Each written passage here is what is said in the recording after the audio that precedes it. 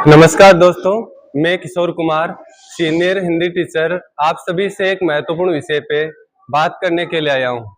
जैसा कि आपको विदित है, अगले कुछ दिनों के बाद में एग्जाम्स का दौर चलने वाला है।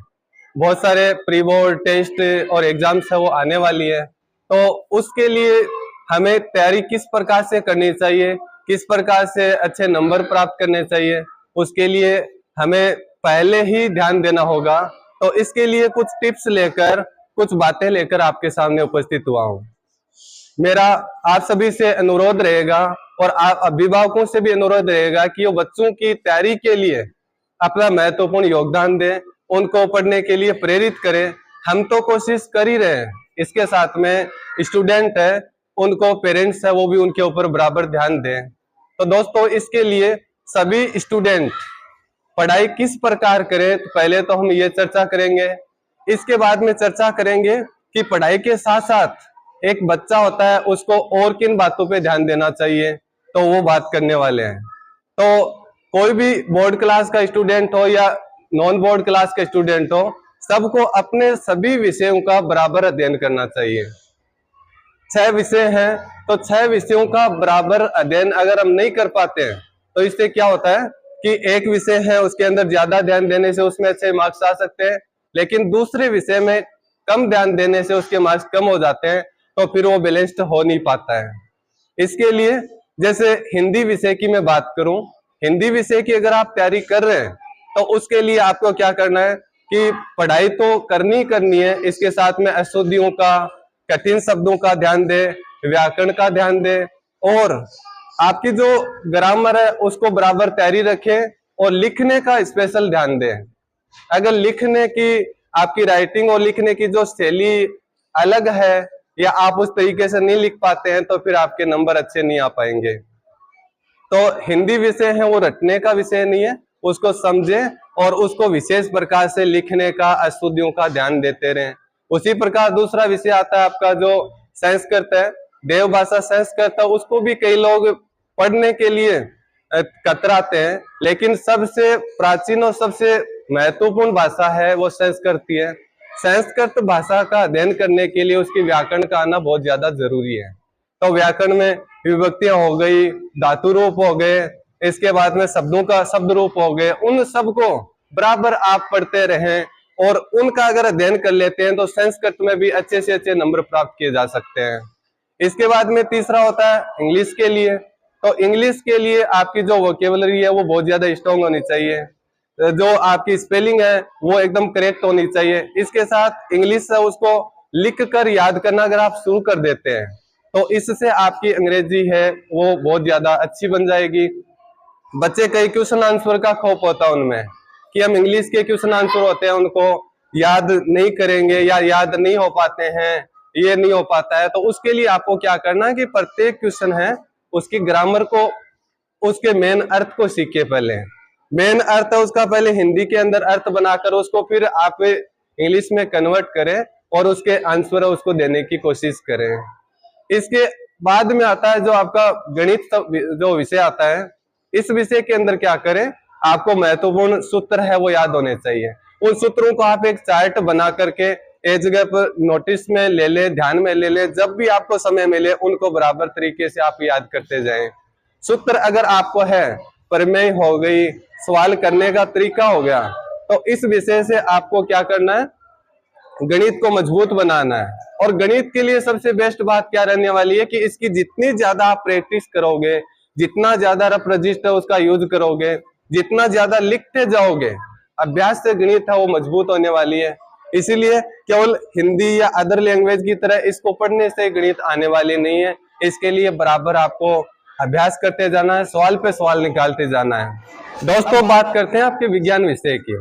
विज्ञान विषय होता है सबसे इंटरेस्टिंग विषय है। इसको पढ़ते पढ़ते इतना ज्यादा हम सीख लेते हैं, हमारे डेली रूटीन की बातों से भी जुड़ा हुआ होता है। इसके अलावा इसमें इतना कुछ केमिस्ट्री, फिजिक्स, बायोलॉजी से हमें सीखने को मिलता है। हमारे शरीर से संबंधित बहुत सारी जो रिएक्शन या बहुत सारी क्रियाविधि का हम अध्ययन करते हैं।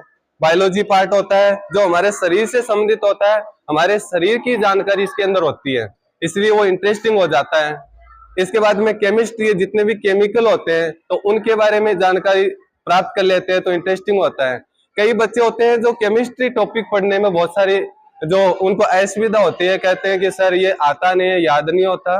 तो इसमें कारण क्या है कि आपको पहले तो जो तत्व होते हैं वो सारे याद होने चाहिए, और उन तत्वों से बाद में अगर आपने रिएक्शन बनाना सीख लिया है तो रिएक्शन बनाना सीखने के बाद में ये बहुत ही आसान हो जाता है किस केमिकल का क्या यूज है। हमारे डेली रूटीन में भी कई केमिकल होते हैं उनका यूज आता है, तो उनको आप अगर अपने जीवन से जोड़ लेते हैं तो फिर विज्ञान और ही ज्यादा प्रभावशाली और इंटरेस्टिंग विषय बन जाएगा। इसके अंदर एक फिजिक्स टॉपिक आता है जिसमें आपके बहुत सारे जैसे जनरेटर हो गया, बिजली के बारे में, बिजली हमारे डेली रूटीन का जो काम में घरों में बिजली है तो कौन सा उपकरण होता है, किस प्रकार से चलता है, उसमें क्या नियम लगता है, वो सब कुछ बातें होती है। अब विज्ञान की तैयारी में ध्यान देना चाहिए कि एक तो आपको डायग्राम बनाना बहुत अच्छा आना चाहिए। साइंस में अगर डायग्राम बनाना नहीं आता तो फिर उसके नंबर नहीं मिलते हैं। दूसरा, आपको रिएक्शन पे और जो उनकी डेफिनेशन होती है उसके ऊपर पूरा ध्यान देना चाहिए। अब लास्ट विषय जो आपका 6 विषयों में से बचा वो एसएसटी विषय है। एसएसटी विषय होता है जो पहले क्या बीत चुका है, हमारे समाज में क्या हो रहा है, क्या आगे होने वाला है, इन सब बातों को लेकर चलता है। तो हमें करना क्या है, एसएसटी विषय पढ़े तो उसकी एक कहानी बनाना सीखे, रटना नहीं है उसको। और इसके साथ में विभिन्न प्रकार की जो सन है, कौन से राजा का कब जन्म हुआ, किसने कब युद्ध किया, तो उनको एक ट्रिक के माध्यम से अपने तरीके से ट्रिक बनानी है। जैसे भूगोल है तो उसमें कौन से भौतिक प्रदेश है, किसमें कितनी बरसात होती है, कितना क्या कुछ होता है, तो उनको एक आंकड़े के माध्यम से अगर आप पढ़ते जाएंगे तो ये भी आसान विषय हो जाता है। तो दोस्तों इस प्रकार 6 विषयों को पढ़ने के लिए क्या क्या चीजें महत्वपूर्ण होती है वो हमने जाना है।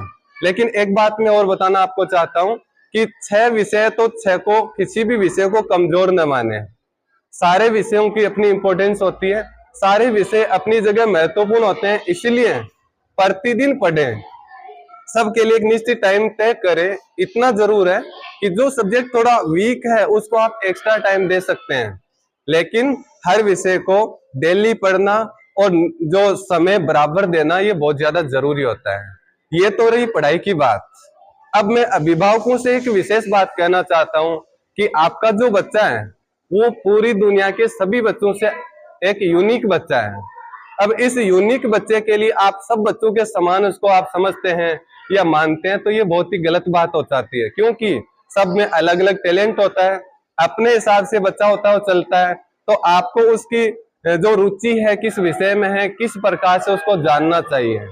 अगर बच्चे को नंबर मशीन अगर आपने मान लिया है और दूसरे बच्चों से उसकी होड़ कर रहे हैं तो उसका जो खुद का जो ग्रोथ हो रहा है या खुद का जो डेवलपमेंट होना है वो रुक जाएगा।